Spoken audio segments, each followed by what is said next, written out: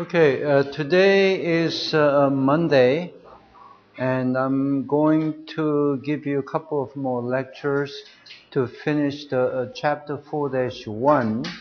But I'm going to briefly, next 5 minutes, I'm going to go over quickly the important relations. So here, SYY, what do you call the SYY? Review, quick review. What do you call SYY? Okay, you have decided not to talk, huh? So, what's SYY? SYY, Jusong, huh? That's the auto or power spectral density function of output response.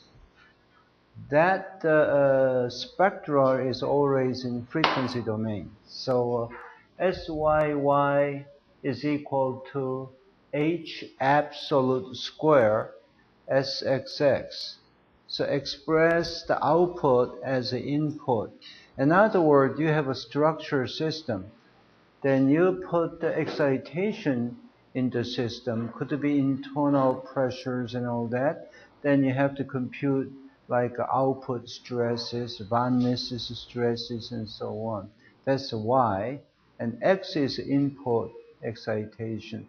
So really from now on until end of chapter 4 and some of the chapter 5, X and Y are always coming, okay, as input, output, excitation or response, vice versa. And this is one of the equation I want you to remember. I don't want you to memorize it, but remember means different from memorize.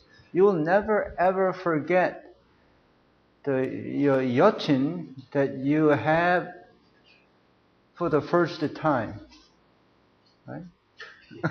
See, Jusong said clearly he will never forget. I never forget. That was 1960. This is 2010, 2011. I never forget her name. You will never. So that's this is what that means. If you like it, you will just remember it. If you memorize it, you will forget. Okay? So SYY is equal to H absolute square SXX. Usually SXX is known. Excitations. Okay? Then you can compute the responses. A lot of times you don't know the H. What do you call H, Gusto? The exam is over, right? So, what do you call H? Louder. Frequency response functions, right? H. So H absolute square, you don't have phase information. There you have only the amplitude, magnitude informations, okay? SXX, you have only the magnitude information, no phase. SXX, it has only the real term. Remember, SYY has only the real term, which means it's only one way to get the response, vice versa. There will be no return. Remember that. And all this derivation stuff is very algebraic. So but I really go through all the time. But to accelerate the progress, I will do a little bit less than before for derivation. And then you can really look through in your office, okay? This is SXY is equal to H SXX. So here, of course, this SXX supposed to be the SXX open parenthesis F the close parenthesis. So here, what do you call the SXY? Jebam, what do you call? Cross spectra of output response, right? Y is output, X is input. And SXY is a complex. So it has a real term, it has imaginary term, or the amplitude and the phase. That's why this one you can go from time domain to frequency domain. You can come back from frequency domain to time domain because it has both real and imaginary part, or the magnitude and phase, okay? And SXY is equal to, this is very important function. And H, of course, H is a complex function. People use two names, transfer function or frequency response functions. Two different names. And vibration measure calls more like a frequency response function. Control people calls a transfer function, but no difference. It's identical function. Again, SXX is input, usually people knows. And then compute SXY. Then from that point, then you can really define a lot of the output response parameters. And H is a system-dependent parameters, which shows a system characteristics, okay? So you have a probe, shaker, and you have a transducer for the check the measured output. Then if you have a two probe, then you can determine the H, which is a system characteristic. Of course, as the location of the transducer and the shaker changes, then system path is different. Okay? But if it's a discrete model, then only one, the characteristics available. Well, possible. You have like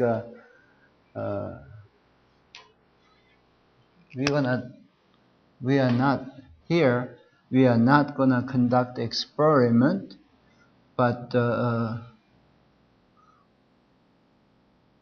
I'm gonna show you maybe a Wednesday morning.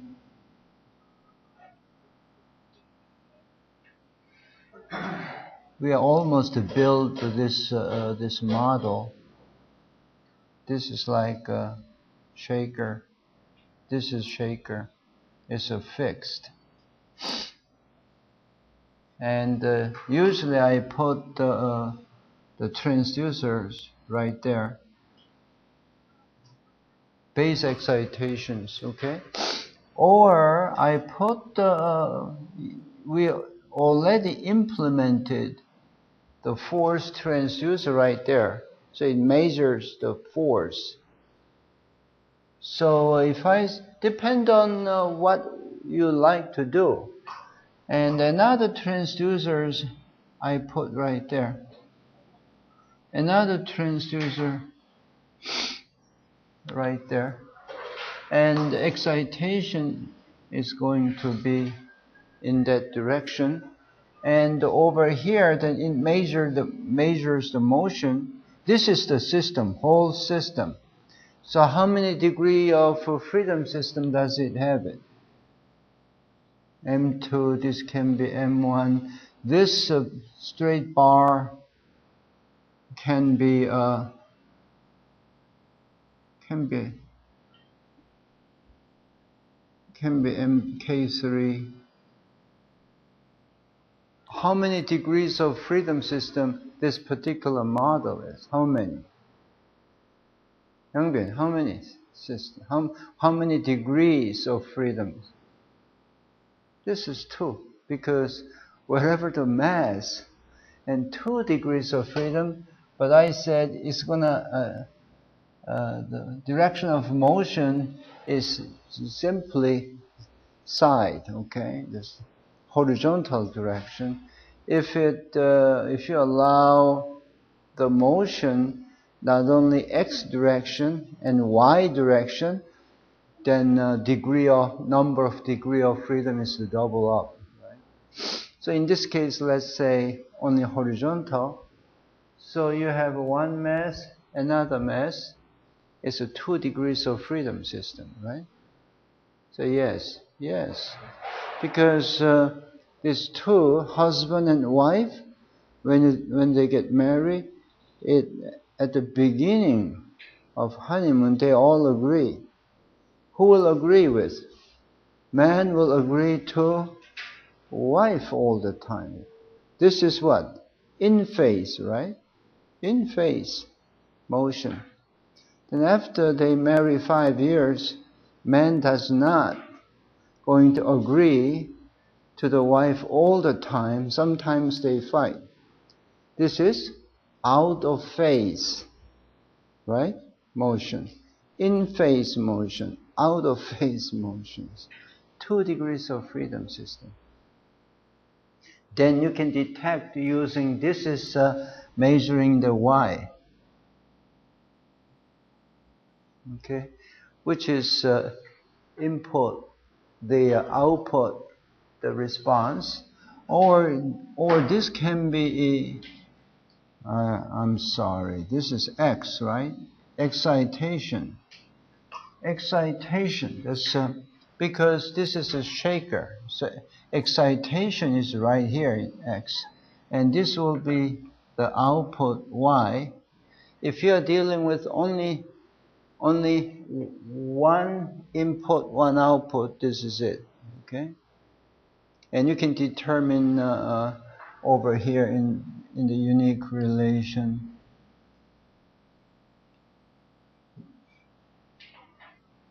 all that. And another situation, this is X is still same, but the Y, this could be Z maybe, okay? And this and that will be a pair, vice versa. So that's what the X and Y means. X excitation, measurable. Y, of course, measurable. Then you can determine H. X, SXY, measurable. SXX, measurable. H is simply division of SXY to SXX. 2 things. Looks like I'm really forcing you to memorize. No. Just to have a deep and good taste. SXY is equal to HXX. Friday, usually 3 or 4 students attend because of the situation. You are coming in from Changwons and all that. And 2-sided spectra, single-sided spectra, no problem, right? The 2-sided spectra, frequency ranges from -infinity to infinity, kind of the mathematical expression. And G is like a 1-sided spectra. The frequency range starts from the 0 to all the way to infinity. So showing here XY has real and imaginary part. And over here, the psi XY, psi Y, what do you call this? Mean square value, area under, right? This is mean square mean square of y, which means response, and area under. And how do you handle the mean value, mean of y? Today I'm gonna finish this up about the mean. But the easiest way, best way to understand the mean, this mathematics will confuse a little bit, but really if you look into detail, nothing to confuse. The mean, where the mean value happens in the frequency range. When f is equal to 0, mean has no oscillation. Mean is a static value. Best way to evaluate the effect of the mean is to take out from the dynamic signal. You can take out the static portion from the dynamic signal, because in any frequency the value is mean. For the time domain wise, the value is constant. It's a DC, not the AC. AC is fluctuating. DC is just a constant. In the frequency domain, f is equal to 0. Whenever you are dealing with the static value, which is mean, then take out from the time domain, then you can deal with dynamic signatures. Signatures is all same. And here, mean square, okay, mean square of y, which is response, and of course is nothing but area under. GYY is h absolute square gxx. Then if you're going to add, if there is a dynamic, the mean value, then you can simply add, not the mean value. What's the unit here? Mean square. Unit square. Simply speaking, easy to remember. That's just mean square, unit square. Like acceleration, the inch per second square, or millimeter per second square. Square is the unit. The square of the unit is important for the mean square value. What's the difference between mean square and the variance? So, what's the difference between mean value and variance? Who cares? We care. What's the difference, Jusong? Mean square value and variance.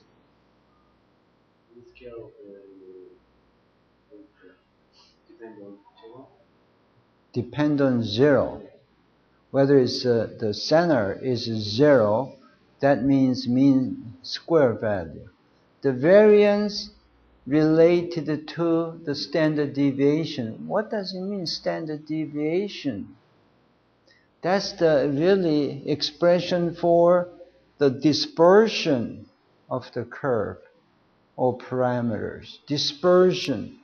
So the dispersion means is really sharpness of the probability density function. If probability density function it has a very dispersed in the peak value, what does it mean? Accuracy is not good. When sigma is getting smaller and smaller, is it good? Not good. And simply add to get the mean square value. To handle the mean value, you can simply add the value square. Okay, value square. Area under, you can think. If you think a finite delta function which I'll cover again today.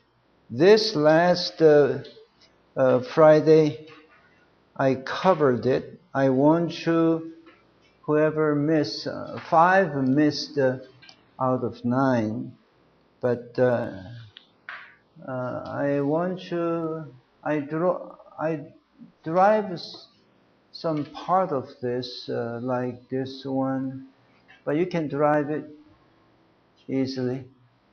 So this is kind of the summary.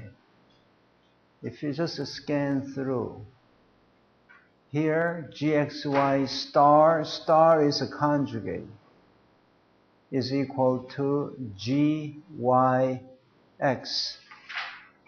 I want you to derive it. H star gxx, derive it. Whenever you see xy, yx, or xy, or star, xy, yx, yx star, vice versa, you have a phase. Okay? You have a phase here. So I want you to go through. Any problem, questions, you can drop by to my office. This took about an hour. Okay, this is energy spectral density function. I told you Friday I never really used for engineering application. It's simply multiply the G by the time duration. So really I don't know when they're gonna people use this.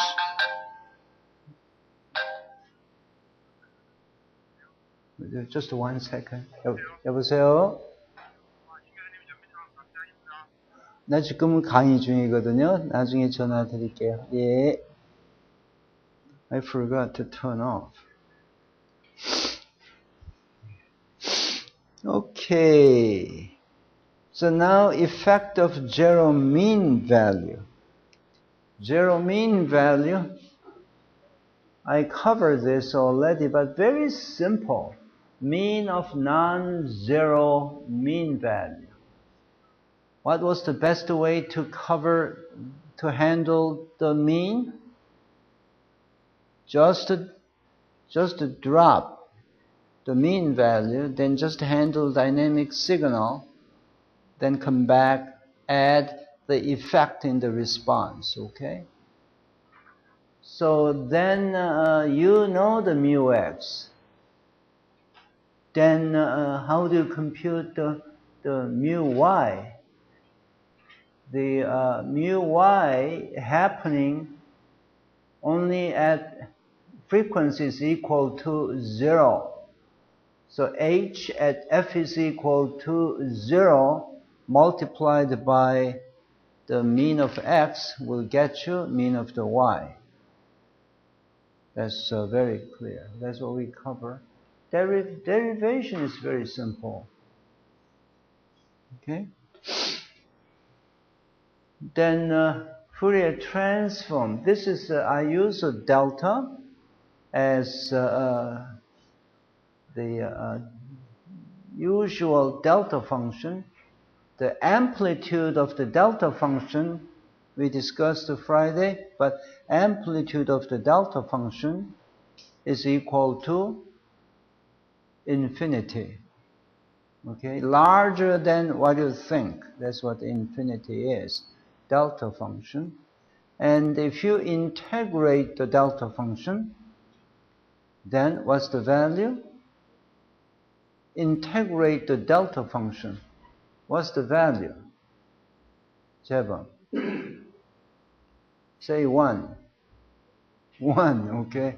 If you integrate the delta function, the area is equal to the 1. Doesn't make any difference. This is frequency domain. when you're dealing with a mean value,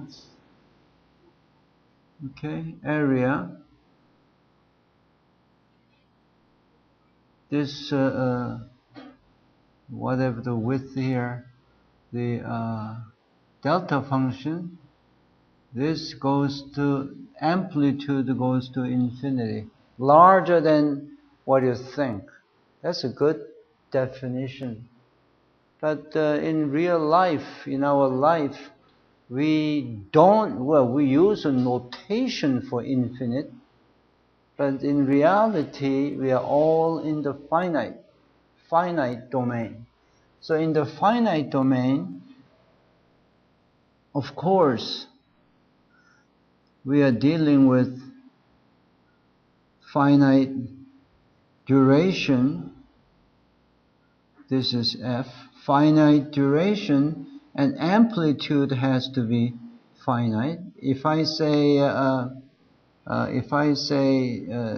this is t, and I'm going to say this guy is a delta t, then, for example, this, let's say we are dealing with the delta in the time domain, what would be the area for finite delta function, delta 1? Area has to be still 1, okay? Area is equal to summation, in this case is dt, has to be equal to 1. Over here, just for a time being, if I say let this is a t, a is integration of delta function has to be equal to 1. But over here, this delta t really shrink, then this guy height or amplitude has to be really large, larger than what you think. So delta, this delta 1 finite mathematically approach to the delta. The Bandets and piezo, they use a finite quite a bit in such a way to really approach to the delta from delta 1. It's nice to explain. So over here is Fourier transform. This is what that is. It's a mu x, which is a mean value, right, of x. Then look at, just to follow this, the point, this blue point here. I simply, this is a definition, this is showing simple definition. I take the mu x out, is constant, then I replace it by 1. Then 1, if you, in the Fourier transform, the 1 is a step function.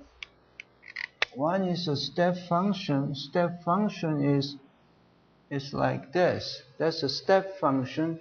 If you throw to another domain, if this is time domain, throw into the frequency domain, what this would be in frequency domain?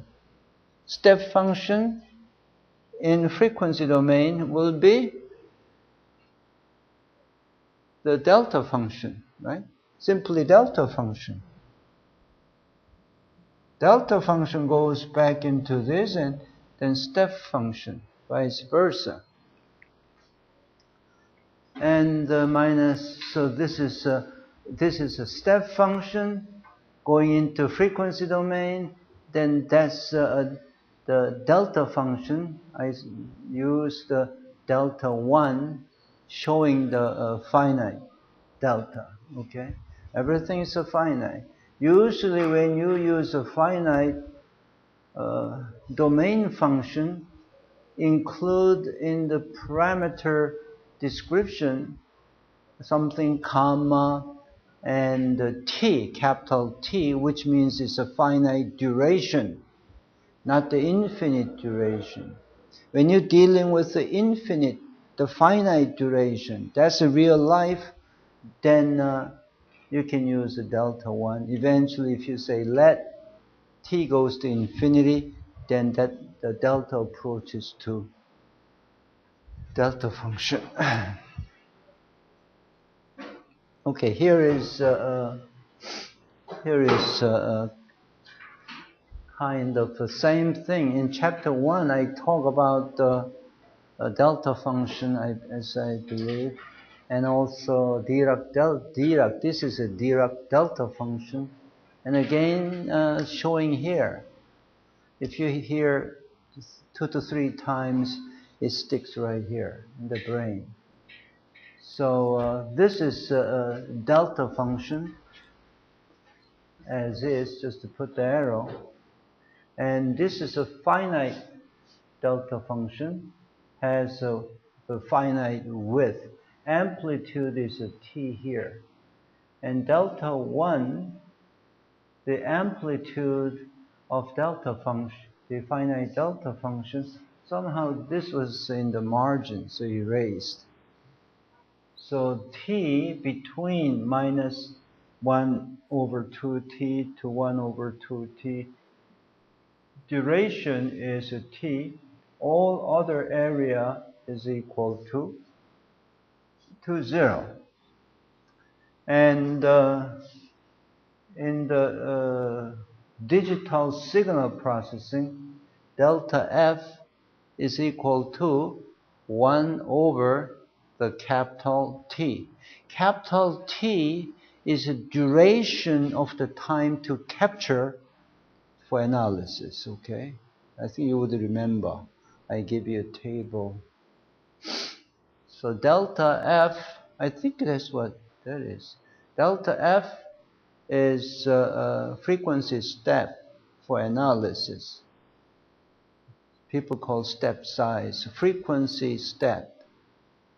Okay, because that's when you conduct a digital signal analysis, then delta F, how to set the delta F is important, because if you take delta F too wide, then P could fall between the delta F, then you lose the whole purpose of analysis.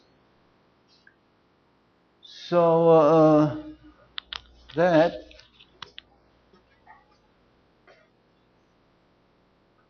any question? I think I quickly review to the point I covered last Friday. Always go back to definition and remember. Go back to definition. It's always nice to just conform the understanding. This is, I put in a side here. This is I'm showing the capital T, telling this is like a finite, okay? Finite Fourier transform. And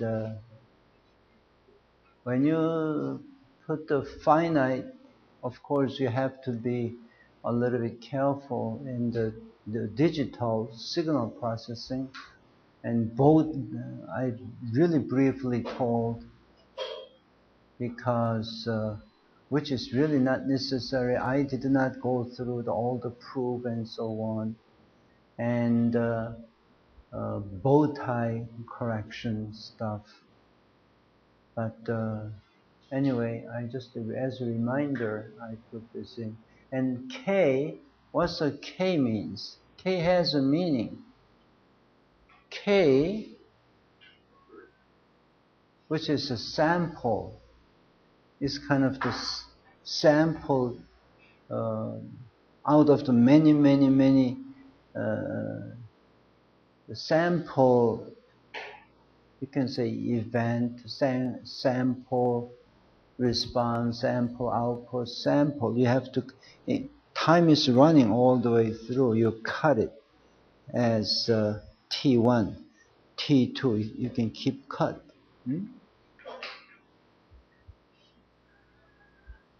And here, SXX is equal to 1 over t, and expected value of, this is a definitions here, mu x delta 1, and this is really x star and x, because this is simply the real domain. That's all you have. And this is average over the t, and span of the time, the domain is really for the very short duration. And you can say that this is mu y square times, I would say simply delta 1. Eventually this will approach to infinity, okay? So then if you take integration from one side of the delta function to just the other side of the delta function is mu x squared. I want you to remember this rather than really details of this. If you take the area under, this is like a mean square value. And the question over here is how to handle the mean. How to handle the mean to get the mean square value is simply mean, square of the mean. Okay? Rather than fuzziness and other.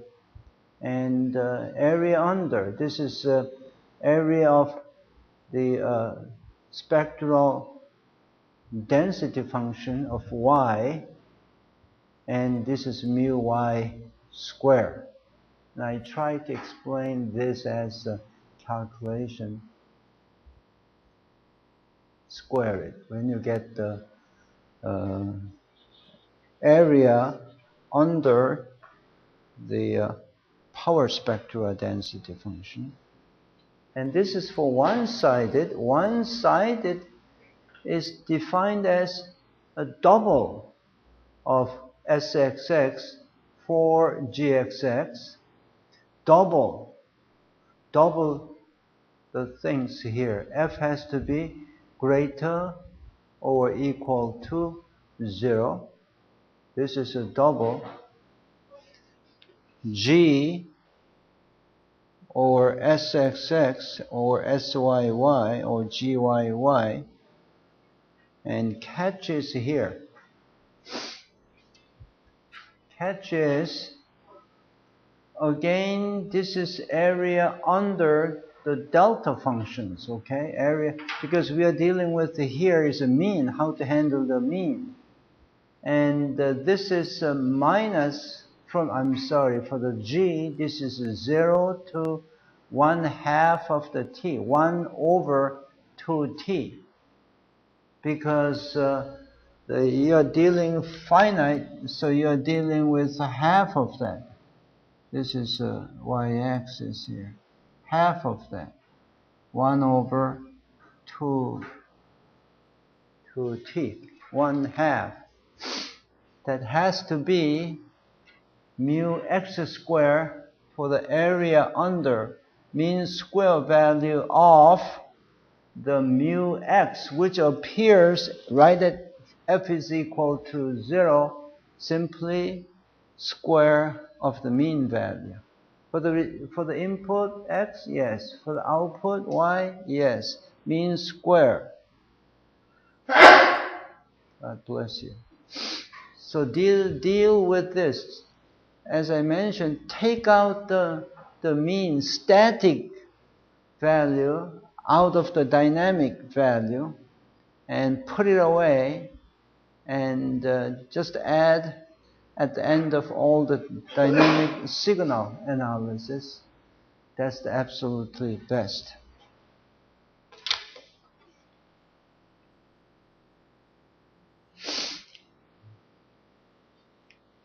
This is another way, well, not another way, a similar way. This is X include mean and dynamics and everything, as is. One of the way is over here, you can remove the mean, right? Then you can add later, no differences. So over here, the signal as a whole, do the Fourier transform, just showing that Fourier transform in finite sense, finite Fourier transform, Hx, and this portion is this portion is what? This portion is mean of the response, right?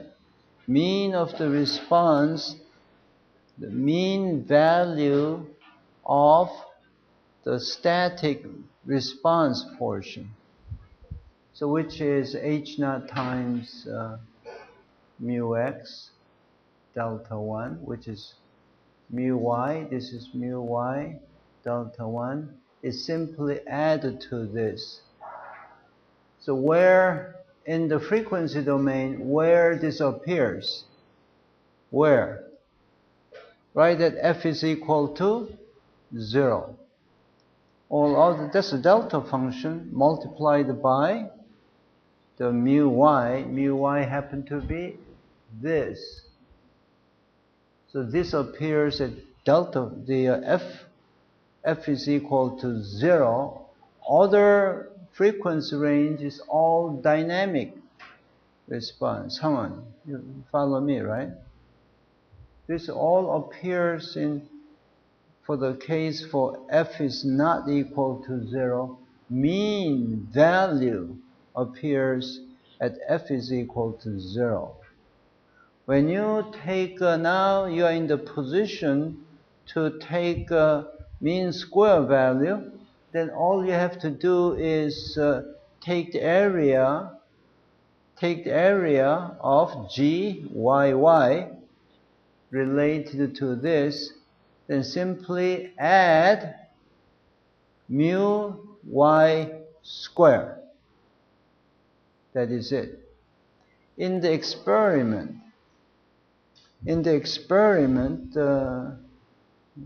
you can tell right in the graph in the window, and you can see the old area, and right at f is equal to 0, the height of the mean value is showing as really bright color, showing this is the height of the mean value. This Wednesday, I have vendors coming in, used equipment vendor, and I'm thinking to buy used equipment, not the brand new equipment, because it's 10 times cheaper. Maybe Indonesia, maybe that's a good idea too. 10 times cheaper. $80,000 FFT analyzer I can buy with $6,000 or $7,000. So for a time being, that would serve really well. And the next Wednesday, as I mentioned, I decided to skip going hiking. You heard about the faculty and all the staff, they are going for hiking, but I decided not to go, but get the vendors out here, then we're gonna talk and negotiate, really lower down the cost and get the equipment in. So Wednesday, still class is on, okay? Wednesday class is on, and half the class, half the video clip I really showed last year, that I really recorded the 2 experiments, and I taught the, what do you call the, like same as this, broadcast to Washington D.C. people, I can show, and they can conduct the experiment. So they have to, all they have to do is just to watch, which is not great, but better than nothing. So that's what I'm going to show you a little bit. Friday, I'm sorry, the Wednesday or Friday, we'll see. Okay. This Wednesday or this Friday, I'm going to show you. Okay, so this is what I mean here. This portion is a dynamic portion. Then you can add the static portion.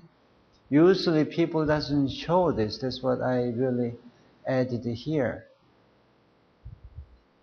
And this is, in this case, is X, which is input excitations. Okay, this is output kind of output response. If you look at it carefully, I talk the same thing over and over again. That's all I'm doing. This is GYY. This portion is for the static response. You know this. This is the most important. And mean square of output. This is a dynamic portion. This is a static portion. No, there is no 2 here. Mu y square. Remember.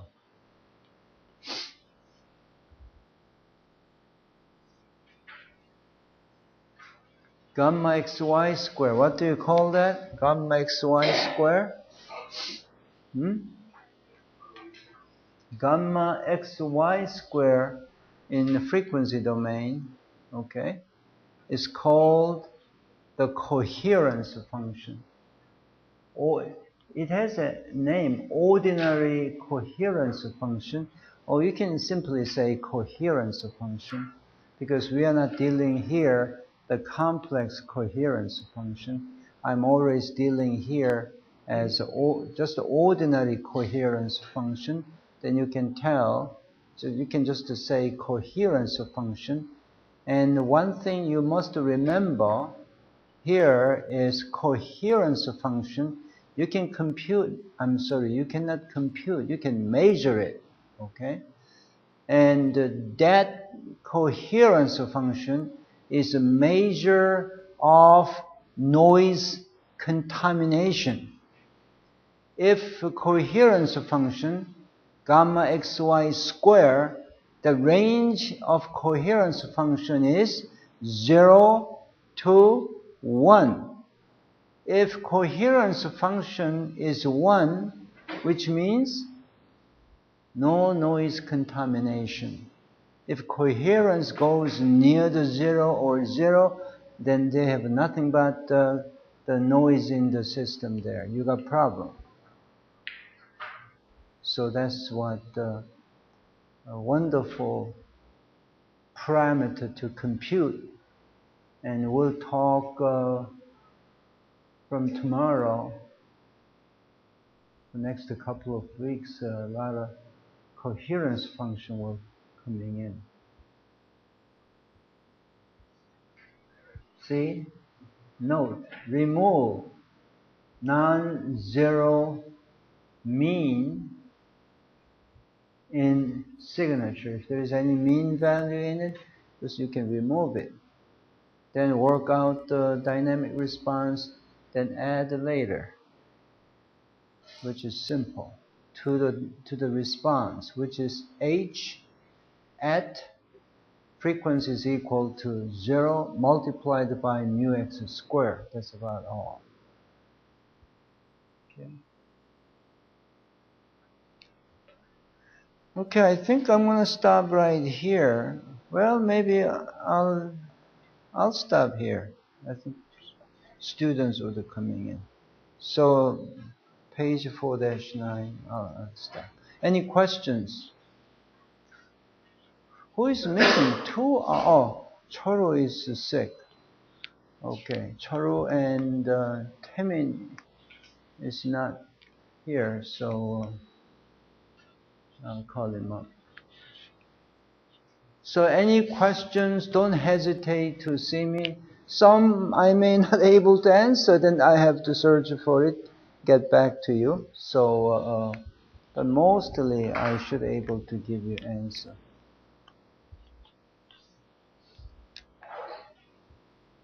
Okay, so I'll see you Wednesday.